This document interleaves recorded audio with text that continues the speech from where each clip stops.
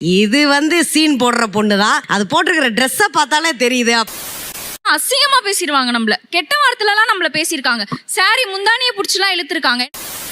உனக்கு என்ன அவ்வளோ திமிரு, அந்த செல்ஃபிலாம் வேண்டாம் அப்படின்னு சொல்லிட்டு போறதுக்கு நீ மீடியாக்கே வந்திருக்க கூடாது. நான் பார்த்த நிறைய டிவோர்ஸ் கேஸ் யாரோடதுல இருந்து இருக்கும்னா மீடியா ஃபேமிலியில இருந்து மட்டும்தான் இருக்கும். கணவன் உன்னை சந்தேகப்படத்தான் செய்வான். இதெல்லாம் தாண்டி தான் மீடியால இருக்கணும். நீங்க செலிபிரிட்டியா இருப்பதனாலே அல்லது மீடியா பர்சனா இருப்பதனாலே நீங்க பண்றத ஆட்டிடியூட்னு எப்பலாம் சொல்றாங்க. இப்பதான் பிரைட் ஆரம்பிக்கிறான். நம்ம கிட்ட பேசாமலே நம்ம பண்ற வீடியோஸ் எல்லாம் பார்த்துட்டு இல்ல நம்ம போடுற போட்டோஸ் எல்லாம் பார்த்துட்டு இது சீன் போடுற பொண்ணு தான். அது போட்டிருக்கிற ட்ரெஸ்ஸை பார்த்தாலே தெரியுது அப்படின்ற மாதிரி தான் கமெண்ட் பண்ணிடுவாங்க. எப்படி சார் இவ்வளவு கரெக்டா சொல்றீங்க? எப்படி? அது பார்த்தாலே தெரியுது சார். போட்டோலயே அவங்க ஜட்ஜ் பண்ணிடுறாங்க. போட்டோலயே அதுவும் நம்ம மாடர்ன் ட்ரெஸ்லாம் போட்டோன்னு வச்சுக்கோ, அவ்வளவுதான். இது தமிழ்நாட்டு பெண்ணே கிடையாது, இது ஏதோ மேகாலயால இருந்து வந்திருக்கு, இதுகிட்ட பேசக்கூடாது அப்படின்னு முடிவே பண்ணிடுவாங்க. அதுக்கு என்னங்கிறப்ப ஆனா கொஞ்சம் சும்மா இருக்கியா, மனப்பாடம் பண்ணி ஓட்டிக்கிட்டு இருக்கேன். இன்னொரு முக்கியமான விஷயம், இந்த ஜட்ஜ் பண்றாங்க அப்படிங்கிறதுக்கு, இந்த பார்ட்டி லைஃப் அப்படின்னாலே எங்கேயாவது எல்லாரும் வெளில போறாங்கன்னா நீ மீடியால தானே இருக்க, நீ சரக்கு அடிப்பல. அவ இருக்கிற ஸ்டைலுக்கு கலருக்கு உட்கார்ந்த இடத்துல 10 பேர் அடிப்பா, சும்மா நடிக்கிறா. நீ மீடியால தானே இருக்க, அது பண்ணுவேல இது பண்ணுவேலங்கிறது ஒரு பழக்கம் நம்மளுக்கு உண்மையாவே இல்லாம இருக்கும். ஆனா அவங்க கண்டிப்பா ஸ்டாம்ப் பண்றாங்க, நீ மீடியால இருக்கிறதுனால அது இருக்கும், நார்மலைஸ் பண்ணிடுறாங்க, நம்பிடுவாங்க. என்னடா சொல்ற? ஆமாண்ணே. ஐயா, இந்த கண்ணாடி போடுறது எனக்கு எப்பவுமே பிடிக்கும். குழந்தையா இருக்கும் போதே நான் கண்ணாடி போடுவேன். 5வது 6வது படிக்கும் போதே படைப்பா படம் பார்த்துட்டு கண்ணாடி போட்டது வழக்கம். வீட்டுல டிவி பார்க்கும் போதே நான் கண்ணாடி போட்டு தான் உட்காந்துருப்பேன். யார் சார் வரே? இவரு தெரியல. இவர்தான் பிரிட்டிஷ் இளவரசர் சார்லஸ். அசார் கொஞ்சம் கண்ணாடியை கைட்டுங்க, ரொம்ப ஆட்டிடியூடா தெரியுது, தயவு செஞ்சு கைட்டுங்க ப்ளீஸ். கொஞ்சம் கைட்டுங்க. கண்ணாடியை கைட்டுறா. இல்ல வெயில் கொஞ்சம் கண்ணாடியா. ரோட்ல போறவன் வரவன் வேலை பார்க்குற இடத்துல மீடியால இருக்கு, அதனால தான் கண்ணாடி போட்டி அவ்வளோத்தா சுத்துறான் அப்படின்னு சொல்லுவாங்க. அம்மாவே மீடியா போயிட்டான்ல, அதான் ஓவரா சவுண்ட் வச்சு கேக்குறான். என்னடா வீட்டுல அடிக்கிறீங்க, எங்கெங்கயோ அடிக்கிறான், எடுத்துக்கிட்டோம். என்னடா எங்க வீட்லயே அடிக்கிறீங்க எங்களை? வீட்டுல ஆரம்பிச்சு இந்த கண்ணாடி வரைக்கும் பின் தொடர்ந்துட்டே இருக்கு. அவ்வளவுதான் சொல்ல, கண்ணாடி கழட்டிட வேண்டியதானே. இல்ல இதுல ஒரு சீக்ரெட் இருக்கு. ஓகே, இல்ல என் கண்ணு கூசுது இல்ல, அதனால கொஞ்சம் போட்டா. ஐயா இப்படி பேசுறதுக்கு வாய் தான் கூசணும் உங்களுக்கு ஆக்சுவலா.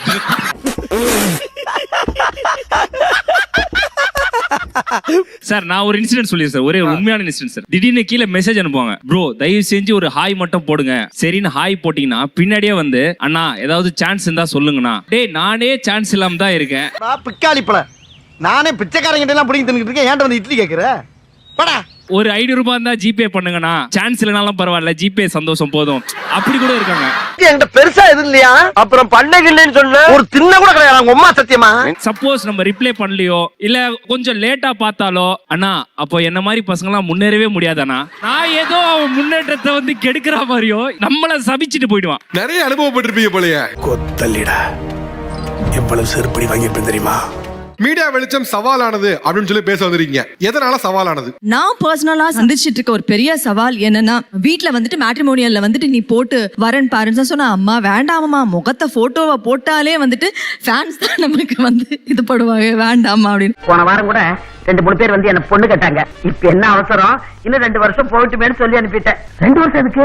சங்கோதரருக்கு. நீ சினிமால இத்தனை பேர் கூட நடிச்சிருக்க, இத்தனை பேர் கூட தாலி கட்டியிருக்க. அப்படி இருக்கும்போது என் புள்ள முதல் தாலி கட்ட போறான்.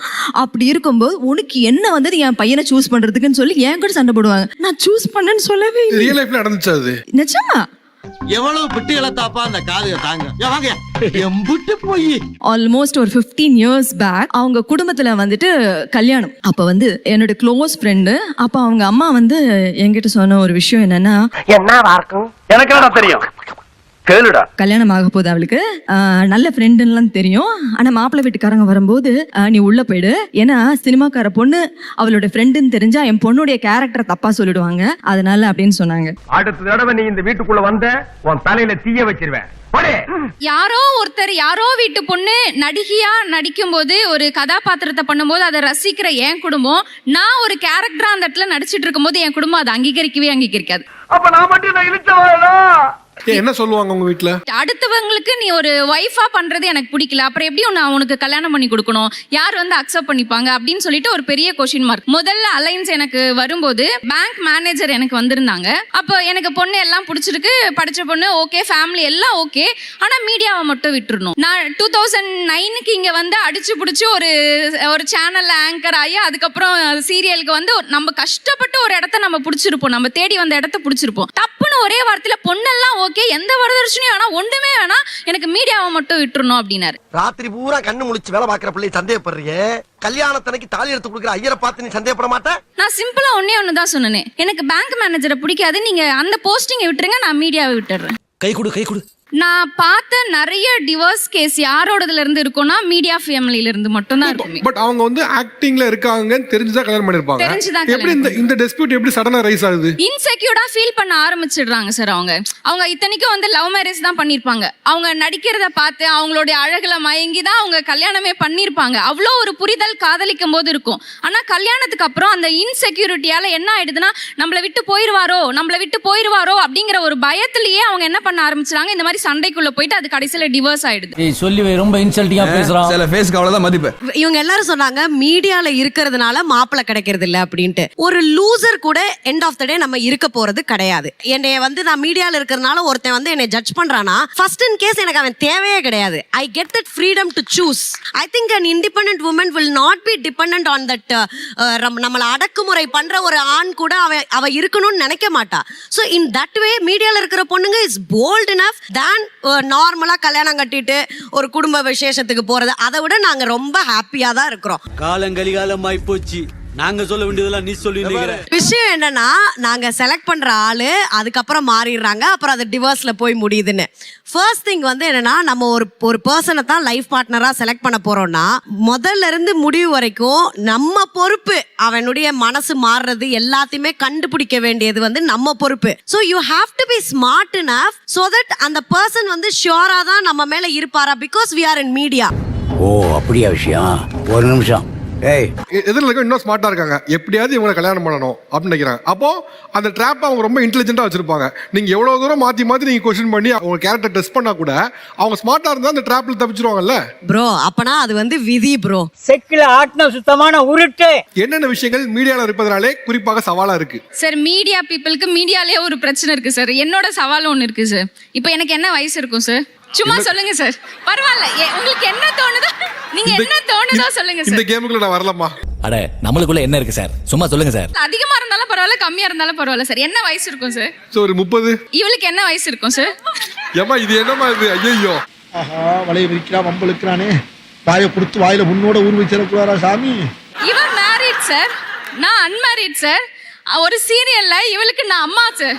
இது எவ்வளவு பெரிய சவால் தெரியுமா சார் எனக்கு? அது பண்ணும்போது நெஞ்செல்லாம் வலிக்குது சார் எனக்கு. அவங்களுக்கு நீங்க அம்மாவா? இவளுக்கு நான் அம்மா சார். இவன் மேரிட் சார், நான் அன்மேரிட் சார். ஒரு அசிங்கமாய் போச்சு குமார். சார் எங்களுக்கு வந்து வெளியே நடந்து போறது ஒரு சவால் சார். நியாயமா வந்து நம்ம செலிபிரிட்டிஸ் அப்படின்றதால அதிகமா நம்மள டிவில பாத்துருப்பாங்க. நீ யாருன்னு எனக்கு தெரியாது, ஏன் உயிரை வாங்குற? போடா. ஸோ அவங்களுக்கு நம்மள நல்லா ரெகனைஸ் பண்ண முடியும். பட் அவங்க வந்து நம்மளை பொறுத்த வரைக்கும் ஒரு ஸ்ட்ரேஞ்சர். நம்ம ஏதோ ஒரு ஞாபகத்துல ஜஸ்ட் அப்படி பாஸ் பண்ணியிருப்போம் அப்படின்னு நம்ம ஏதோ ஒரு நினைப்புல நம்ம தாண்டிட்டு இருப்போம். அவருக்கு எப்படி தெரியும்னா, இதோட போறாரு டிவி, அதான் அவர் இப்படி பண்றாரு, என் பேரே டிவி ஆக்கிடுவான். நல்ல கார்பரேட் ஃபங்க்ஷன் நல்லா சூப்பரா போயிட்டு இருக்கும். அது முடியும் போது அப்படியே மாறிடுவானுங்க. வந்து ஃபர்ஸ்ட் கட்டி பிடிச்சி ஆம்பளை கூட பார்க்காம இந்த கழுத்துக்கு பின்னாடி ஒரு கிஸ் அடிப்பான். அது ஒரு மாதிரி மீசெல்லாம் குத்தம் நமக்கு. அவங்க என்ன நினைப்பாங்கன்னா, நம்ம டிவில சிரிச்சு ஜாலியா இருக்கும், அதே மாதிரி தான் எப்பவுமே இருப்போம்னு நினைப்போம். பட் அந்த ஹக் பண்றது மேன் ஹேண்ட்லிங் பண்ணுவாங்க. அந்த மாதிரி நான் சொல்ல வரேன். சரி, இப்ப ஃபீல் பண்ணி என்ன பிரயோஜனம்? ஓகே, அவங்க வந்து மீடியா வாழ்க்கை வந்து சவாலானதுக்கு நிறைய பாயிண்ட் சொன்னாங்க. நச்சுன்னு 2 பாயிண்ட். மீடியா வாழ்க்கை இதனால ஹாப்பியா இருக்கு. அதை சொல்றதுக்கு தான்டா நான் ஆவலா இருக்கேன். நானும் அதை கேட்கறதுக்கு காத்துக்கிட்டு இருக்கேன் சார். அதாவது ஒரு ஹியூமன், ஒரு பொண்ணுக்கு வந்து என்ன தேவை? தலைமுடி நல்லா இருக்கணும், ஃபேஸ் அழகா இருக்கணும், நல்ல ட்ரெஸ் போடணும், ஷூ போடணும், சாப்பாடு எல்லாமே ஃப்ரீ சார். எங்களுக்கு எல்லாமே கொலாபரேஷன் சார். எல்லாமே ஃப்ரீயா வருது சார். டாப் டு பாட்டம் எல்லாமே வந்து ஃப்ரீயா வந்து கொடுக்குறாங்க. அட வெக்கம் கட்டுவீங்களா? இதுக்கு எதுக்குடா வெள்ளையங்கிலி மாலைன்னு? மேக்ஸிமம் யாரும் சைட் அடி கூட மாட்டாங்க. நமக்கு சொல்லல, நம்ம யாராவது பார்ப்போம், நம்மள பார்க்க மாட்டாங்க. நம்மள பார்க்கறதுக்கு நம்ம பார்க்க மாட்டோம். இது ஒரு பிரச்சனை இருக்கும். ஆனா யாரெல்லாம் சும்மா வந்து ஐயோ அந்த பொண்ணா கருப்பா இருக்கு அப்படி பேசினவங்க, இன்னைக்கு என் கருப்பு கலர்லாம் அவங்களுக்கு தெரியல. நல்ல நல்ல அழகான பசங்களால சூப்பரா நடிக்கிறீங்கன்னு வந்து இன்னைக்கு எவ்வளவு நல்ல ஃபிகரும் இன்னைக்கு நம்மளோட ஃபேன். எனக்கு ஹாப்பியா இருக்கு, நிஜமா ஹாப்பியா இருக்கு. அடங்கொக்காலவலி, இது உனக்கு ஒரு பெருமையாடா அப்படின்னு. இப்ப அவர் சொன்னார்ல, ஸ்ட்ரேஞ்சர் வருவாங்க, என்னை பார்த்து ஒரு மாதிரி பார்ப்பாங்க, அந்த மாதிரி எல்லாம் சொன்னாங்கல்ல. ரோட்ல போறேன், என்ன யாராவது தெரிஞ்சவங்க ரெகனைஸ் பண்றாங்கன்னா, நான் கண்டுக்காம போனா கூட என் பின்னாடியே வந்து போட்டோ எடுத்தவங்க நிறைய பேர் இருக்காங்க. எனக்கு ஜாலியா இருக்கும். என்னடி சொல்ற? நீ என்ன சொல்ற? நான் கண்டுக்கலனா கூட அவங்க என்ன துரத்திட்டு வந்து என் கூட போட்டோ எடுக்கிறாங்க. அது எப்படிங்க ஜாலியா இருக்கும்? அது ஏன் ஜாலியா இருக்குன்னா, என்னடா இவ்வளவு சீரியல் நடிச்சிட்டு இருக்கோம், ஒருத்தங்க கூட நம்மள கண்டுக்கவே மாட்டேங்கிறானேன்னு போயிட்டு இருக்கோம். திடீர்னு ஒருத்தர் ஓடி வந்து போட்டோ எடுக்கும்போது அப்ப கஷ்டமா இருக்குமா ஜாலியா இருக்குமா? இதெல்லாம் ஒரு பொழப்பா? செல்ஃபி எடுக்கும்போது நீங்க ஹாப்பியா இருக்குன்னு சொல்றீங்களே, அப்புறம் ஏன் அந்த செல்ஃபி 100 செல்ஃபிக்கு மேல போனதுக்கு அப்புறம் எதுக்கு நம்ம மாஸ்க் போட்டு போறோம்? அப்போ ஏதோ ஒரு வகையில உங்களுக்கு சேலஞ்சா இருக்க போய் தான் நீங்க மாஸ்க் எடுக்க வேண்டிய சூழல் இருக்கு அப்படின்னு அவங்க கேக்குறாங்க. அது சேலஞ்சா பார்க்க கூடாது சார். ரொம்ப வந்து ஒரு 1000 பேர் இருக்கிறாங்க. இவ்வளவு தூரம் நம்ம கஷ்டப்பட்டது வந்து அந்த ஆடியன்ஸ் நம்மளை ரசிச்சு பாக்குறாங்கன்னா அதை ரெஸ்பெக்ட் பண்ணி நம்ம கொடுக்கணும். உனக்கு என்ன அவ்வளோ திமிரு, அந்த செல்ஃபிலாம் வேண்டாம் அப்படின்னு சொல்லிட்டு போறதுக்கு நீ மீடியாக்கே வந்திருக்க கூடாது. மீடியால இருக்கேன்னா உனக்கு கல்யாணம் ஆகிறதுக்கு லேட் ஆகத்தான் செய்யும். உன் கணவன் வந்து உன்னைய வெயிட்மா, கணவன் வந்து உன்னைய ஏன்டா கூட கூட பேசுற? அறிவில்ல. கணவன் வந்து உன்னைய சந்தேகப்படத்தான் செய்வான். இதெல்லாம் தாண்டி தான் மீடியால இருக்கணும். இது என்ன தலைப்புச் செய்தியா திரும்ப திரும்ப சொல்லிக்கிட்டே இருக்க? நீ ஒவ்வொரு தடவையும் வந்து எனக்கு செல்ஃபி எடுக்க கஷ்டமா இருக்கு, என்னை 4 பேர் வந்து இது பண்ணிடுவாங்க அப்படின்னு பார்த்தேன்னா நீ அங்கேயே தான் இருப்ப. நீ வளர முடியாது. சும்மா அட்வைஸ்ல பண்ணக்கூடாது தெரியல உனக்கு. போ போ. மீடியால இருக்கவங்க பார்க்கிறதுக்கு நல்ல ஸ்மைலிங் ஃபேஸா ஜாலியா இருக்க மாதிரி தெரியும். ஆனா உள்ளுக்குள்ள அவ்வளவு டிப்ரெஷனும் அவ்வளவு ஸ்ட்ரெஸ்ஸும் உள்ளவங்களா இருப்பாங்க. உங்களுடைய பதில் என்ன? அத வேற ஞாபகப்படுத்திட்டீங்க. நெஞ்சமெல்லாம் பொண்ணா இருக்கு தம்பி. எல்லாருக்குமே டிப்ரெஷன் ஒன்று இருக்கு. மச்சி இவன்டா. ஆமாடா இவன்டா. எவன்டா? இன்னொன்னு, நம்ம காலையில் எழுந்திரிச்சதுக்கு அப்புறம் நாளைக்கு நம்ம வேலைக்கு போவோமா, நம்மளுக்கு சப்ஸ்டியூட்டா வேற ஒருத்தர் வந்துருவாங்களா? ஃபார் எக்ஸாம்பிள் இங்கே இருக்காங்க சீரியல் ஆர்டிஸ்ட் இருக்காங்க, நாளைக்கு இவருக்கு பதில் இவர் அப்படின்னு போடுறோம்னு அந்த மனசு இருந்தாலே டிப்ரெஷன் கண்டிப்பா வந்துடும். ஏன்னா எல்லாருக்குமே வந்து அந்த நிலையான மீடியா லைஃப்ன்றது நிலையான வாழ்க்கையே கிடையாது. நக்குல் சொல்றது கரெக்ட் தானே. ஒரு கதவு அடைச்சா மறு கதவு திறக்குங்கய்யா. அந்த நம்பிக்கை எப்பவுமே எங்களுக்கு இருக்குங்கய்யா. 1008 சீரியல் இருக்கு, 1008 படம் இருக்கு, 1008 சீரிஸ் என்னென்னமோ இருக்கு. Opportunities are open. 4 சீரியல் நடிச்சவ நீ சொல்ற, ஆனா நாங்க அப்படி கிடையாதுமா. ரத்தடி படணும். 4 காசு சம்பாதிக்கணும்னா சாவணும். சம்பாரிச்ச காசை வீட்டு கொண்டாடுறதுக்குள்ள ரத்த அடி படணும். மேலுக்கு தான் தெரியும். நீங்க ஃபீமேல்ன்றதால அது மாதிரி இஷ்டமா பேசுறீங்க. ஓ அப்படியா விஷயம்? ஒரு நிமிஷம். மீடியால இருக்கிறதுனால என்ன இயல்பு தனியா மிஸ் பண்றீங்க? சார் சில ஊருக்குலாம் வந்து நம்ம ஒரு கெஸ்டா போயிருப்போம். இந்த ஆடியன்ஸ் வந்து சிலர் நல்ல ஆடியன்ஸ் இருப்பாங்க, சிலர் குடிச்சிட்டு வந்திருப்பாங்க. எல்லாரையும் சொல்ல முடியாது. ஸோ குடிச்சிட்டு வந்துட்டு நம்ம மேடையை விட்டு கீழே இறங்கி வரும்போது, மேடம் ஒரே ஒரு தடவை கை கொடுங்களேன், ஒரே ஒரு தடவை கை கொடுங்களேன்னு ஃபுல்லா குடிச்சிருப்பாங்க. கை கொடுங்க, கை கொடுங்க, கை.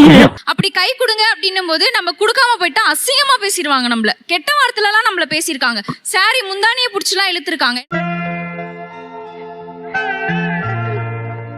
அதுக்காகவே நம்ம இயல்பை மீறி குடிச்சிருக்காங்கன்னு தெரிஞ்சுமே நம்ம கை கொடுக்குற ஒரு சூழ்நிலைக்கு நம்ம தள்ளப்படுறோம். ஸோ அந்த இடத்துல என்னோட இயல்பை வந்து நான் தவறிடுறேன் சார். நீ வருத்தப்படாத செல்லம்.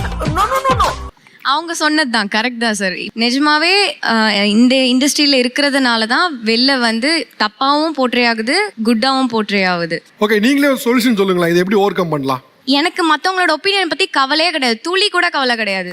நான் என் லைஃப்பை நான் வாழ்கிறேன், நான் எனக்கு பிடிச்சதை நான் செய்கிறேன். என்னை நல்லவன்ட்டு நான் நினச்சா போதும், என்னை மற்றவங்க நினைக்கணும்னு அவசியமே கிடையாது. இப்படிதான் இருக்கணும் லைஃப்ல. எல்லாத்தையுமே பாசிட்டிவா பார்க்கணும். லைக் பண்ணுங்க, ஷேர் பண்ணுங்க, சப்ஸ்கிரைப் பண்ணுங்க. அந்த பெல்லுங்கிற பட்டன் இருக்கும், உங்க பொண்ணான கையால அந்த பெல்லை மட்டும் கொஞ்சம் அமுக்கிடுங்க.